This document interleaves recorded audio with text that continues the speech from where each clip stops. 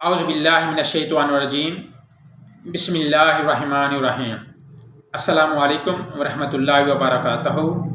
ناظرین، آپ دیکھ رہے ہیں یوٹیوب چینل باسط دواخانہ قائم پور۔ میں آپ کا ہوسٹ حکیم محمد الطاف۔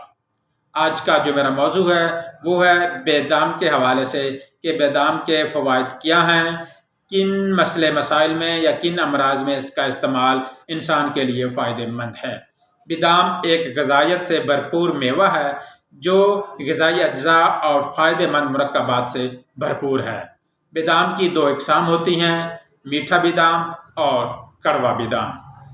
بیدام رنگت کے لحاظ سے باہر سے سفید سرخی مائل، مغز اس کا سفید، ذائقہ شیریں خوش مزہ ہوتا ہے۔ مزاج جو میٹھا بیدام ہے اس کا مزاج ہوتا ہے گرم تر، اور جو کڑوا بیدام ہے اس کا مزاج ہوتا ہے گرم خشک۔ یعنی کہ یہ بتانے کا مقصد یہ ہوتا ہے کہ جو بھی ناظرین اس چیز کو استعمال کرنا چاہتے ہیں ان کو ان کے مزاج کا بھی علم ہونا چاہیے کہ یہ کس مزاج میں یہ زیادہ فائدہ مند ہوتا ہے، کس مزاج میں اس کا بہت کم فائدہ مند ہوتا ہے۔ اس لیے یہ مکمل تفصیلات بتانے کا مقصد یہ ہوتا ہے۔ بیدام میں صحت مند چکنائی، پروٹین، فائبر اور وٹامن ای، کیلشیم، مگنیشیم سمیت متعدد وٹامنس اور معدنیات کا ایک اچھا ذریعہ ہے۔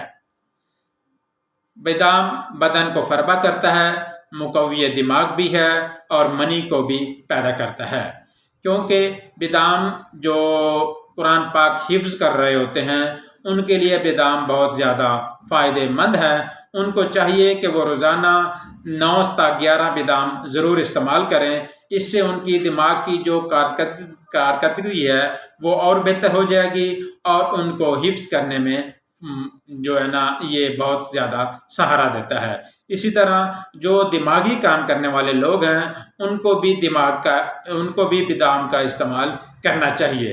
اس کا جو بہتر طریقہ ہے وہ آپ بیدام کو رات کو بھگو کے رکھیں اور صبح اٹھ کر اس کو آپ چھیل کر بیدام کو آپ صبح نہار میں اس کو استعمال کریں، اور یہ بہت ہی دماغ کے لیے فائدہ مند ہے۔ بیدام کولیسٹرول کی سطح کو کم کرنے اور دل کی بیماری کو خطرے کو کم کرنے میں مدد دیتا ہے۔ بیدام میں ایسے غذائی اجزاء ہوتے ہیں جو کہ دماغی افعال کو سہارا دیتے ہیں، جو میں آپ کو پہلے اس کا ذکر کر چکا ہوں کہ دماغ کے لیے بیدام کا استعمال بہت زیادہ فائدہ مند ہے۔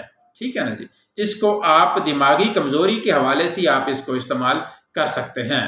بیدام میں پروٹین اور فائبر کی مقدار زیادہ ہوتی ہے جو کہ بھرپور ہونے کے جذبات کو فروغ دینے اور وزن کو کنٹرول کرنے میں مدد دیتی ہے، یعنی کہ وزن کو یہ نہ تو بڑھاتی ہے اور نہ ہی کم کرتی ہے، وزن کو اس کی سطح کے اوپر یہ قائم و دائم رکھتی ہے۔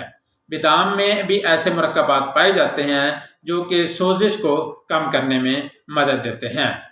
بیدام میں کاربوہائیڈریٹ کی مقدار کم اور فائبر کی مقدار زیادہ ہوتی ہے جو خون میں شکر کی سطح کو کنٹرول کرنے اور شوگر کے خطرے کو کم کرنے میں مدد فراہم کرتی ہے۔ بیدام ہڈیوں کے لیے بھی بہت زیادہ فائدہ مند ہے کیونکہ اس میں کیلشیم اور میگنیشیم یہ ہڈیوں کی حفاظت بھی کرتے ہیں اور ہڈیوں کے مضبوط بھی کرتے ہیں۔ مجموعی طور پر بیدام ایک صحت بخش اور غذائیت سے بھرپور غذا ہے جس کا مزہ ناشتے کے طور پر لیا جا سکتا ہے۔ اس میں کیلوریز بھی زیادہ ہوتی ہیں، اس لیے متوازن غذا کے طور پر اس کو استعمال کرنا چاہیے۔ پہلے بھی آپ کو ذکر کیا جا چکا ہے، جو چیز بھی آپ استعمال کر رہے ہیں، جو پھل ہے، جو آپ کی خوراک ہے، اس کو آپ نے اعتدال میں رکھ کر استعمال کرنا ہے۔ یہ نہیں کہ اعتدال سے ہٹ کے آپ نے استعمال کرنا ہے کہ ایک ہی وقت میں اس کو آپ نے اتنا زیادہ استعمال کر لینا ہے کہ وہ آپ کو فائدے کی بجائے نقصان دے۔ یہ بیدام بہت فائدہ مند ہے انسان کے لیے۔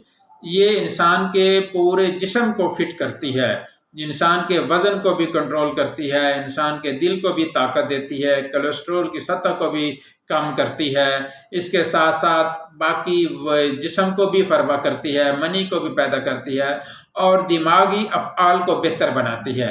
کیونکہ انسان کا اگر دماغ ٹھیک ہے تو اس کا پورا جسم ٹھیک ہے، اگر دماغی افعال اس کے وہ ٹھیک طریقے سے انجام نہیں دے رہا تو وہ اسے کوئی نہ کوئی مسئلے مسائل پیدا ہوتے رہتے ہیں۔